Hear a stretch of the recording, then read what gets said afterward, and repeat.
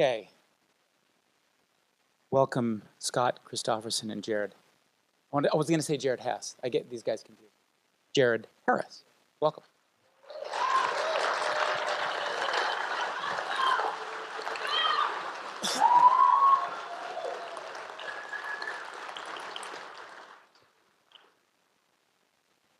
So,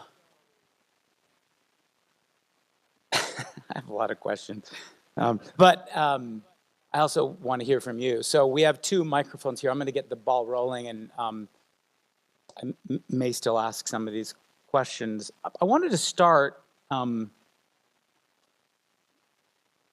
I've seen, Jared, you've talked about how even though you guys are fans, that you didn't want to make a fan film.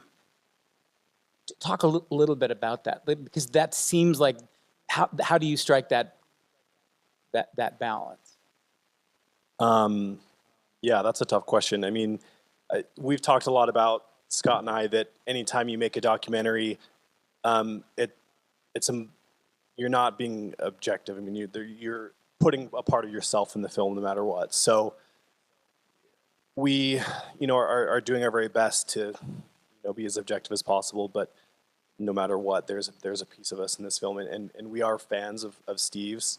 But we definitely wanted to make an honest film, and so just along the way, I mean, just on your show the other day, I loved when Scott said that he sat down with Steve and Sherry early on and told them, we want to make a film not just about you as a filmmaker, but about your life and warts and all, and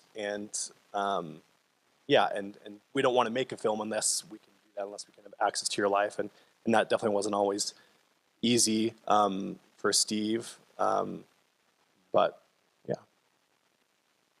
That moment when his wife you're trying to shoot the flood in the basement, she's like, no, I'm not doing that. It seems like, I wonder what the boundaries were for her. I mean, how difficult that part was, where they were like, dude, you guys got to get out of here. I mean, how difficult is that as a documentary filmmaker?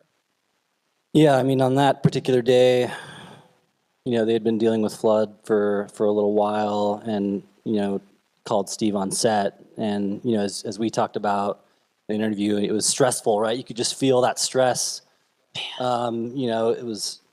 It was intense, and my instinct as a filmmaker, I was holding the camera in that scene, and Sherry knows me, we had already filmed with her a bunch, but still, it just takes a long time, and I think for any character, for any subject, to kind of let them trust you, and I don't think Sherry quite trusted me yet. Actually, that was a big moment for me and Sherry, I think, because after that, like she said, my instinct is to just film everything, right? Especially moments like that, moments that are like very difficult for someone. And she said no, right? You kind of see that in the film. And then after that, I happened to have like a shop vac, and got the shop vac. Me and my other producer, Eric Robertson, who's not up here, we went over there and we're there till like 2 or 3 in the morning, just shop vacuuming sewage water. And that was seriously like a big moment for like me and Sherry and Steve, I think, because I think they learned that, oh, I can trust this guy. He's not just an a-hole who wants to use us, but someone who actually cares about us a little bit, right? Is our friend and is going to help us out when we really need it, Jared, there's that moment early on when you're talking to Stephen and you say, the goal is to give you, Stephen, the resources to create a bigger project. And I wondered, what was that about for you? Was part of this, were you thinking about a documentary also? Oh, this is a good opportunity for us to shoot a film about Stephen making a film. It's all win-win for us. What was the thinking? I wondered how that worked. Yeah, I mean, definitely, and that's pretty early on in the stages of the documentary and the film, and roles, I guess, weren't exactly clear as far as what everybody's going to do at that point. We definitely knew that we wanted to make a documentary at that point, and to be honest, my perspective, which I think is a little different than Scott's, I thought like, oh, Jack Black is a fan of Stephen Groo's, and these a couple other famous people. If we can get one of them attached, then we can get someone to give us like, at least $100,000, or a couple $100,000 and give Steve this opportunity to make a movie in a way he's never made before. And that didn't end up working out, and I think it worked out for the best for both films, I think, in a way. And yeah, I mean, kind of we're just going by the seat of our pants and seeing what was going to happen, Yeah. When you are, when you're talking real money, though, like how far can you indulge? I mean, how far can you indulge this idea? I mean, how far did you figure you could go? I guess it sounds like you didn't know at first. We'll go as far as we can. You mean as far as the production of the film? Yeah, because there's two productions. There's this documentary, and then there's this dream film. Yeah, what definitely was tricky. I mean, my role is definitely interesting, as far as both films go, being a producer on both films.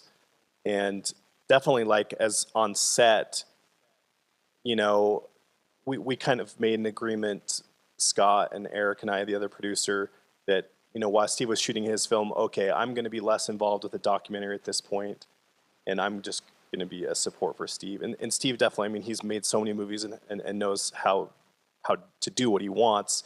I was basically there as a support to, go pick people up, pick up lunch, do those sorts of things. But it was, yeah, I mean, it was definitely an interesting experience being involved in both things. And I think, yeah, I mean, I guess I just went with my gut and went as far as we could, as much as we could, and then at certain times you hold back. How much, I wonder, I bet a lot of Stephen's fans, like real devout followers of his stuff, are protective of him. I wondered. And I wondered I wanted to hear from both of you on this question of what kind of obligation you felt to them, like to the people who, not necessarily his family, but the people who don't just love him in an ironic way. They really legitimately love his stuff. You know what I mean? Well, sure. I think Jared Hess is in that category. Yeah. Like he's totally. Who's a big producer on this film, and yeah, we wanted to please Jared Hess. That's for sure. I mean, we as far as like his followers go, I don't know how we considered like all of his followers into our psyche, but certainly we wanted to not offend anyone or to take Jared Hess for example, right? We were careful not to say, oh, Steve, whether or not Steve makes good or bad films. We wanted the audience to decide for themselves, oh, Steve's movies are what they are, and you can decide on your own what you think about Steve's movies, right? It's important for me as a filmmaker that the audience is intelligent, they can glean what they're going to glean, and not to force feed anyone what to think. And so I guess this is a long-winded answer, but I don't think it was all that important, other than Jared Hess, and we knew some of his other fans, and we were fans of Groo's and are fans of Groo's. Like, we just went to Australia with him, got back yesterday. Like his film just premiered. His world premiere was in Australia on Friday. His film, right? And so cool. yeah. And it was awesome. Like, people, they saw the doc, they saw his film, and they loved it. And it was a huge moment for us as filmmakers and for him. And they didn't want to hear from us, which was fine. One thing, Doug, I mean, one thing that I thought about during a lot of this process is, there's, I was talking to someone before the screening about, how long I've known about Groo, and Scott and I both went to BYU, and a lot of BYU film alumni are familiar with Stephen and talk about him, and a friend of ours at a symposium years ago, specifically about Groo's films. And anyways, there are a couple of our friends who knew that we were making this film that were mad that we were making it. Nervous that we were going to take advantage, and that is, that's a hard thing anytime you're making a documentary, is to, how do you, like I said before, be objective? How do you kind of just stay enough out of your own way to make an honest film? And all we can say is that we did our best. We did our best to be honest and to, be involved enough but stand back far enough at the same time and just tell the story. You know how you said the Australian audiences didn't want to hear from you guys, they wanted to hear from Stephen. It's a good segue to get Stephen Groo up here on the stage. He's here tonight. Stephen.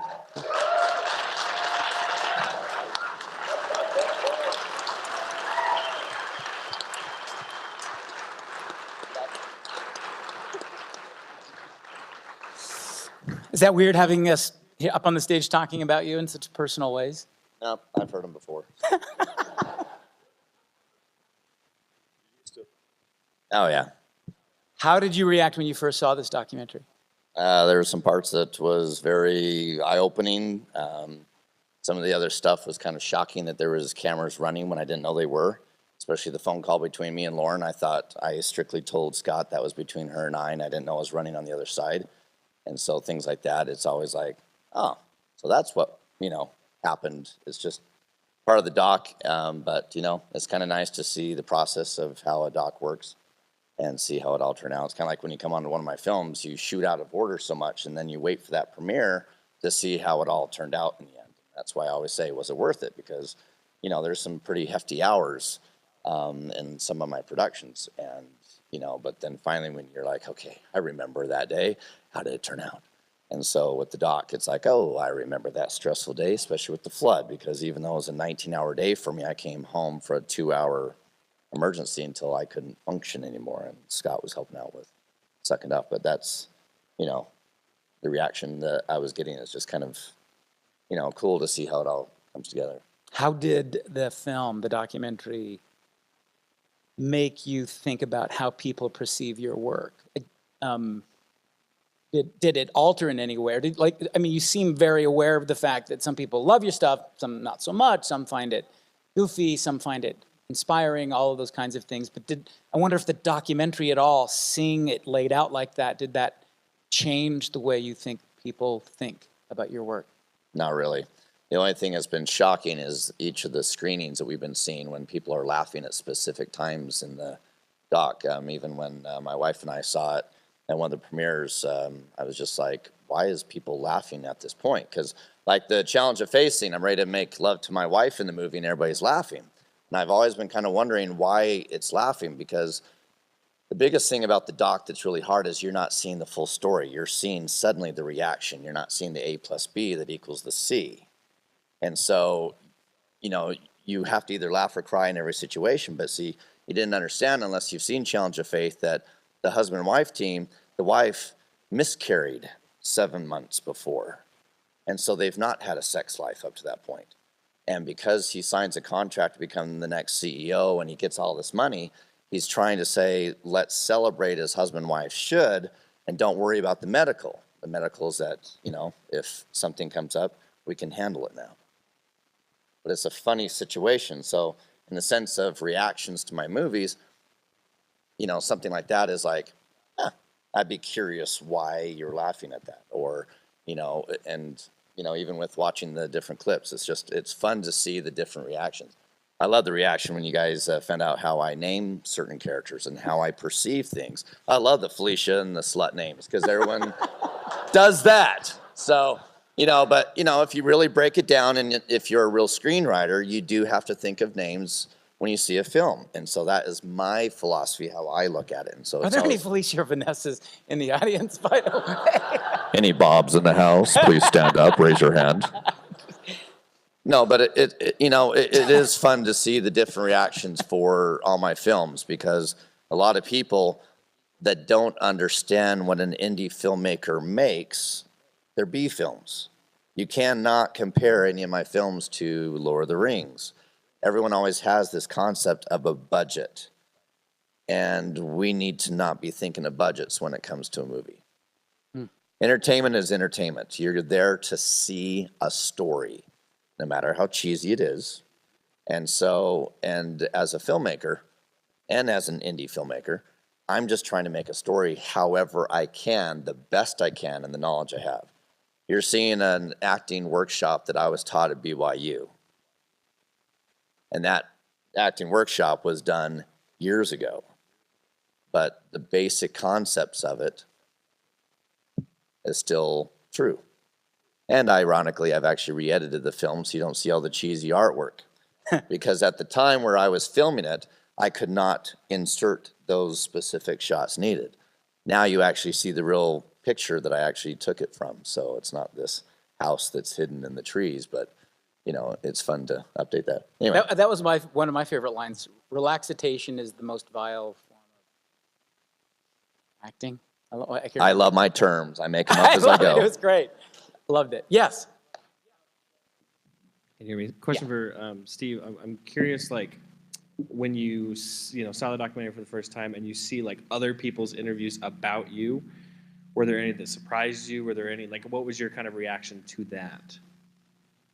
It's interesting, out of 20 years of filmmaking, when I do behind the scenes for everybody, I'm standing usually behind the camera. And it's funny how people will answer a specific way when I'm standing there versus this. And, you know, it's always fun to see really what's going on in someone's mind. But, you know, there's parts of this that feels like a reality TV show. And if you've noticed, people play to the camera. And so you really don't know if they're just being themselves or they're playing to the camera. And so when I look at a lot of what was said and that hopefully what they're saying is what they really feel, and I can respect that. But really, a lot of it is not a big surprise to me. I mean, I did a roasting. If you go to your phones after this and subscribe to Utah Wolf Productions on YouTube, there is a roasting that I do. And I did it around when all this was getting publicity. And I did it on purpose because I wanted to show 20 years worth of negativism and what I've heard and acknowledging that it exists and what people have said. And it's funny, and I know I'm going to eat myself for this, but there's no negative comments on that specific clip, because what other negative can you say that I didn't say in 10 minutes? Anyway. Thank you. You're welcome. Thanks. Do you, Stephen, do you feel like, I can't tell if you liked the documentary or not. Is that a question? Yeah, I mean, I guess that is the question. I mean, yeah, that's the question, I suppose. Yeah, was it worth it? That's the question. Yeah. Scott. So, my humble opinion, the first half shows a positive side of me, and then it takes a 90 when you bring Lauren into it, and that's okay. But see, I'm being honest here, folks. If I was going to do a documentary and I was going to ask a narcissist question, I would ask AJ, because he's worked 10 years with me, versus Lauren. This is her first time. If you notice, there was things that I noticed at the very beginning that she wasn't going to be ready for the thing. But one thing I do want to make clear, and I want everyone to understand this, I've never shot 4K before. And so bringing 4K into this equation, I never could shoot the speed that I'm used to. We had 3 memory sticks. And to give you an idea of this, we had 7.5 minutes of footage that can fit on one stick. And then it takes an hour to download that. Okay? Now, the 146 that you keep seeing all the time, it was only one day with my original Unexpected Race. And I had 30 people on that day. And as everybody knows, I can't pay all my actors, and it was volunteer work. When everybody dedicates that one day, I have one day to get those shots done. But it was over 7 scenes worth of time. And I always take into effect people's feelings. Trust me, I'm not a narcissist. People that do know me know that I'm not anything in the ballpark of it, okay? And so with that in mind, it like really offset me. But in general, we were able to shoot the movie in 10 days over a month period. It wasn't constantly every single day, but the first 3 days was going to be the most biggest and most challenging, which everybody knew that. And so back to what I was trying to bring up, it changes, but see, it's always good to see people's feelings. But here's the big thing. When did that interview take place? When did she rip me in half on my front porch? Take a guess. Throw out an answer. When do you think? Pre-production, production, or post-production? Post-production. We had already shot the movie. She was bringing over a colorist to my house in 20 minutes. She decided to come early and do that routine. The reason they put it in is because it's juicy. Even though I told them to shut the cameras off, and she turned and said, keep the cameras running. I know why the cameras are rolling, and I give you permission. And then she did that routine. But again, A plus B equals C. You're being seen what needs to be seen. So for the sake of me being a filmmaker and an editor, linear is important when it comes to a narrative story. So is this a fictional movie based off of true events, or is it a true doc? So when I see the movie, the first half, you're starting to get to know me a little bit as a filmmaker. And then you see the production side of it. And right before you're like, oh my gosh, do I ever want to work with this guy? Jack Black is brought in, and it changes. And if you notice that, there's a feeling at the beginning, then it changes, and then it goes back to it. That answer your question? Yeah, but but not really, in the sense that what I guess what I want to know is, do you think the documentary? I mean, you were really vulnerable in this film, and do you think it revealed the truth about you? I mean, set aside the Lauren moment just for a second. Like, do you think it revealed a kind of truth about you, that you had this profound dream and that you also were running up against the boundary of the costs it might have for your family? I mean, that, I think, is the thing that's impressive about this film for a lot of people. No one saw you as a monster because you had this fight with Lauren or with anybody else, or that you said, we don't have time for lunch one day. I mean, that's what I mean about, not how they edited it. This is such a director critiquing a documentary, I get that. But like, whether you think it revealed something true about you to people. So it's a slice of life. It's during those moments that, you know, we take a sliver out, and, you know, a big portrayal of it, you know, it shows the business side with the family in the background. And so for that section, you know, it does a fairly decent job. And yeah, so I mean, to really answer your question, yeah, I do like the doc. You know, they were respectful. There is personal stuff that I think went a little too far. You know, it's nice to open up the home and stuff. And really, I've always had an issue with documentaries. This isn't the first time that I've been approached. There's about 3 other times that I've had people come to me for a doc. And there was always that worry of opening up. But at those moments that were asked, I don't think the story would have been where it needed to be until this one. Yeah. Because there was more movies under my belt. There was more of a mature director in my books versus 10 movies underneath my belt. No one's going to care about me making 10 movies. People care about me now that I've done 207. So, but 207, that's amazing. Yeah, so, but you know, but like, you know, with my wife and that, I mean, they don't live with me, so they don't see the repercussions that come with, you know, telling how much my wife made per month. And yeah, and so, yeah, and then, you know, and so. It got a little too close for your That comfort. went too far. Yeah. And so, but, you know, in one aspect, you know, hopefully it shows, you know, again, the passion, but not enough that the passion takes over everything, but still, you know, the love of movies there. But movies were only shot on the weekends. Everyone has their jobs Monday through Friday. So, you know, I wish that kind of could have been added so that at least the people who have never heard of me before can think that I'm not doing this, you know, 60 hours a week because, I still need to figure out ways of still putting food on the table. I think the passion came through. So, but I get how you. How are you reacting to this? I mean, this is kind of what you must have been thinking about, right? Like, Yeah, he's Steve's going to being really like honest. this and not I like think, this. yeah, this is more than I've heard from Steve on the subject, so it's nice hearing it. Is it? Is it nice hearing? Yeah, it is nice. I mean, I guess to answer your original question, Doug, I have watched this movie so many times now, and there's like just a couple moments in there where Steve says things, and I think was that his last interview in Eric's studio? I mean, that was like one of his very last interviews.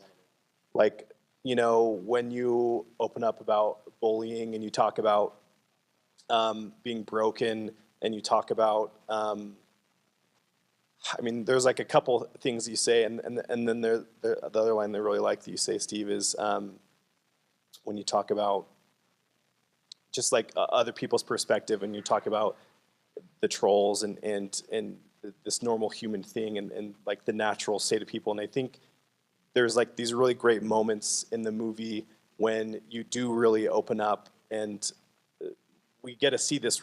You say these profound things, in my opinion, that I really enjoy hearing. So I love it when we disagree, Steve. No, I mean, I feel like I'm doing couples therapy. yeah. Gosh, we've been to England together. We've been to Australia together, right? Let's just keep traveling the world, man. No, I really like hearing your point of view. I think if I were to do the film differently, I would go deeper even. I mean, I would even put like your perspective about the documentary. I like adding elements of reflexivity of like hearing Steve's perspective about like, oh, I'm sick of the documentary. I'm sick of Scott being in our face. I'm sick of him talking about this personal stuff. If I were to do it again, I think I would add elements of that or threads of that in this film. I think hearing that and even talking about our process is interesting to me, but maybe that might not be interesting to an audience as much. I'm hogging all the time. Sorry. Yes. No worries. Question for Steve again. So having written scripts myself, for me it takes months, if not years, before I'm satisfied with the final product. But watching this documentary, I hear that you're pumping out like 60 pages a day, which just blows my mind. So just from a writer's perspective, I'd be interested in just how you go about that, how you structure it, make that plot, and finish it in such a fast amount of time, just out of curiosity. So the one movie I did 60 pages in 3 days was 150 miles. And I'm actually writing the script right now. And so to answer your question by present time, I'm a music freak, if you haven't figured that out yet. And so a lot of my process is that once I get the concept, I start breaking it down. And one thing that I did recently with this new one is I brought my wife in it because she's co-writing it. And what's so fun is we break down every moment in the story. So we go, okay, this is the overall arc of the story. Now there has to be these individual action beats. And then we break it down and say, okay, who's going to win in this thing? What are going to be the tactics? What are going to be, what can we look at that a negative person would say if they were going to watch this movie? And so, I mean, it's this big process. And so this one specifically is taking a little bit longer to do. But usually when I get the idea, I just need to have my music and just let it go. Because back in the day, for 17 years, one reason why a lot of my movies were not available is I'd use temporary track music, Lord of the Rings, Gladiator, and stuff like that, because when I was writing the script, I would listen to that exact song that I knew I was going to use in post-production. And then suddenly it's just like, there's an action scene, Hans Zimmer time. It's just, that's just how I am. And things trigger certain things for me as a writer. So it's always fun to do that. So with me, it's just a matter of whatever the concept is and then just go in it. If I get a writer's block, I'll create trenches in my house because I'm going to be pacing back and forth, just trying to break it down of how to get through it. Or I'll skip that part and suddenly I'll do the climax to the movie. Then I'll suddenly do the introduction. Then I'll suddenly do the middle part. And then I'll fill in everything else. And then my draft is done. That's awesome. That's different. I can't answer every movie's different. Did that answer your question? Brilliant. Thank you. Yes. Sorry, I really love this. And I actually wanted to ask kind of two questions. The first question would be, Groo, you move so fast. I wonder if someone were to give you, hypothetically, a $1 or $2 million budget to go and do a film, could you put yourself into kind of the indie film world and the way and the conventions of that in order to create something that would be a wider, broad theatrical release? Yes. Okay, that's what I figured. And then I wanted to make a comment that I thought, I feel like this is amazing, the parallel between these two films. Like, I think that you see a lot of passion in you, Groo, but then also in the documentary, it kind of shows a little bit of how maybe we might perceive that as an audience as taking advantage of other people's passions. And then the documentary is kind of doing the same sort of a thing to you, Groo, right? I'm assuming, and I think that that's really kind of interesting, and it's quite beautiful, actually, that there's so much passion around this relationship, and so it's not so much taking advantage of, but really everyone's kind of fueling each other's passion. And so I just wanted to say, I think you guys are awesome. Thank you.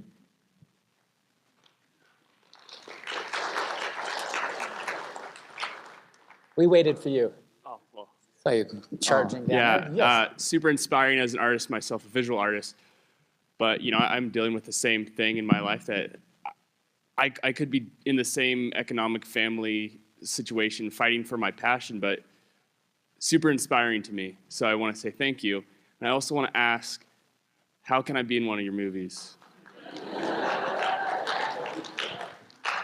It's hard right now because I don't pump out the movies that I used to. And so really what I usually tell people is that if you are interested, send me a message on Facebook or send me an email. And usually I just keep you just kind of like on a list. All right. What's your email address? Or should Do it. I have a card right here. We could. So wolf_filmcop@yahoo.com. All right, let me go write that down. Thank you. That's a great email. Absolutely. Well, you have my nickname, you got my passion, and at one time I thought I was going to be a cop. Great. Yes. I'm sure this is not the question you're expecting, but what kind of tree would you be and why for Stephen? What kind of a what? Tree. Tree. Good question. Tree? Yeah. An oak tree because it's strong. Yeah, that's you knew immediately what you were going to say. That's fantastic. That was a little bit too simple, but okay. I would say a redwood, but I'm not tall. 5'10". Hi. Hi, Scott. I kind of got to watch the making of this film and the documentary on the periphery. Scott was my neighbor. A lot of my friends worked on this film, and it was really interesting to see this as I got a lot of subjectivity as far as the discussion went, and I just want to know from all three of you, did this affect the way that you collaborate with people at all, or your sense of community?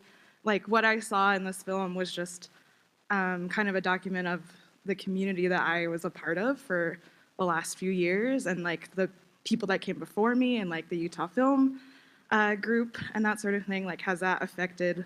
And it was a really intimate experience that we just kind of all went through together these last 2 hours, and I want to know, has that affected the way that you'll collaborate in the future, the way that you'll work with, film communities in the future, anything like that? Because, yeah. It's good to see you. So Helen Butcher, she shot the Lauren scene where Lauren confronts Steve. Not me. I did not shoot that. It was my student, Helen, who was your roommate, right? My best friend. And your best friend, yes. So, I mean, yeah, this really, really affected, that's a great question. It really affected that for me, how I collaborate with people. I mean, that's a great example right there. I straight up hired my students or collaborated with my students to work on this film, and that was awesome. I mean, I had a great experience. She got one of the most kind of electrifying or controversial scenes in this whole film, and I wasn't even there. I just said, she messed up a couple times on other shoots, on other scenes, forgot to put the ND filter on. But that scene, she just showed up with Lauren, right? And I don't think if I was there, that would not have happened. It just would not have happened, right? I don't think so, Steve. Anyway, so I think on that, like, that's an anecdotal example of how it affected me that way. But and you know, other students worked with me, and it was really fun to work with Jared and Eric, my producer, who also did all the music. I mean, I just had so much fun working on this film. Like before this, I did a film called Peace Officer about the militarization of police that was so draining. It was about this, you know, people dying and losing their lives, both police officers and people receiving SWAT raids, on the receiving end of SWAT raids. And Have you seen that film, by the way? You should. It's amazing. Yeah. Sorry, keep going. yeah, thank you. And that was like so hard for me to make. Like I definitely felt like I was going through like panic attacks because of that film, and this was a conscious move away from that. And so working with you know, two of the cinematographers, Jack Allred and Tim Irwin, are both here, and like working with them was amazing. Like it was so much fun. Like we were laughing and really enjoying each other's company and having fun, and getting to know Steve was really fun. And you know, I think it made me be a bit more unselfish, and also realize that my ideas just aren't always that good, right? Like sometimes other people's ideas are way better than mine, and that's awesome. It is really nice having like something documenting your experiences. Like this is just as much, you know, reminds, you know, as I'm watching the movie, it reminds me of certain things. Like we had a screening last week and this week, and it had been a while since I had watched it last week. And when I watched it, I was thinking, man, I like miss these guys, and I want to see all these people again. And it was so much fun making this. Oh, and like those freaking animations. David Heath, he's back there, right there. Like, yeah, they're so rad. Like, those were not even close to our idea. He just like, those were all from his weird brain, right, David? Like at one point, the nipples become hands and start typing. All him. Genius. Okay, we don't have a ton of time left. Kubrick would have only asked 5 questions. I'm going to go for 148. Go for it. Lightning round. Quick question. This is for Steve. Have you ever considered doing a feature-length musical? No. I've done enough music videos and enjoy those. So, Steve, it's been a long time since the days of BYU. It's good to see you again. You as well. So here's the question I have. I've directed a film as well. I never had the perspective of anyone doing a film on me making a film. So when you, obviously, and I don't want you to comment toward editing, I don't want you to comment about whether or not you thought they were taking liberty with creating a certain persona of you. But when you look at the documentary, whether you think it's accurate or not, are there things that you were able to see about yourself that you think you would change? No. Okay. That's fantastic. Yeah. This question is for Steve. During the documentary, they saw the Twitter feed on there with everybody saying how, you know, this is crap. What is this bunch of bull crap that this is? How do you stay positive during all of the negativity that you receive about the way that your films are produced, which I love, by the way. I just love that type of film and indie film.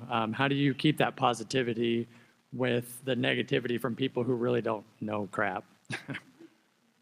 I just have it bounce off of me, because usually my comment after that is, you go make a movie and prove me wrong. Awesome. Thank you.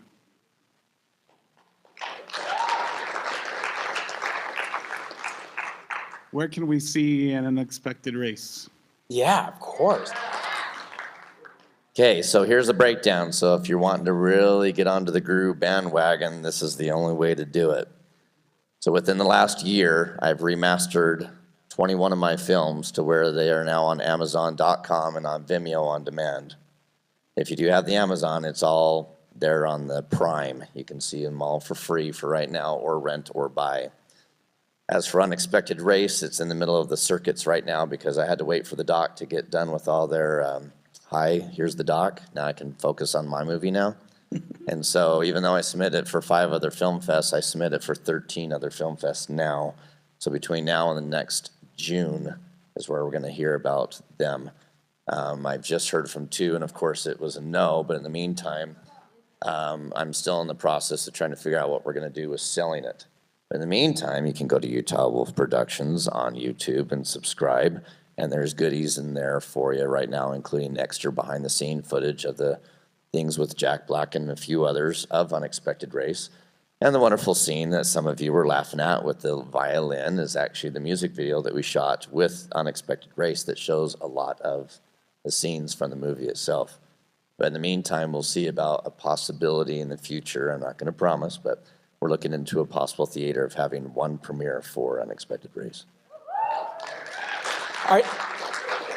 Are you shooting a movie this weekend? No. Next weekend? The weekend after that? No. Really? Is that unusual for you? Aren't you usually always shooting like on a weekend? So as of July 1st of this year, I've actually stopped making publicly films for everybody, but I am writing something for something that might be coming out around Halloween. That's all I'm going to say. All right. Ooh, mystery. There's more than enough stuff on YouTube to keep you guys busy. Okay, good. So let me ask you finally. So Jared Hess in the film says that you need filmmaking to cope with the tragedies of life. Do you think that's true? No. I do it for entertainment, people. That's it. The nice thing about having issues in my own life is that I can either apply them into a character or I can just ignore it and make stories. And so I don't need to cope with life because I already know how to do that, and it's not through my movies. As I said in the documentary, there's dreams that can be made true. I can fly, I can run fast, and I can heal people in any movie that I want to make. And so if you keep that in mind, this is fun. This is stories to be told. And if I can get one of you to smile, I've done my job.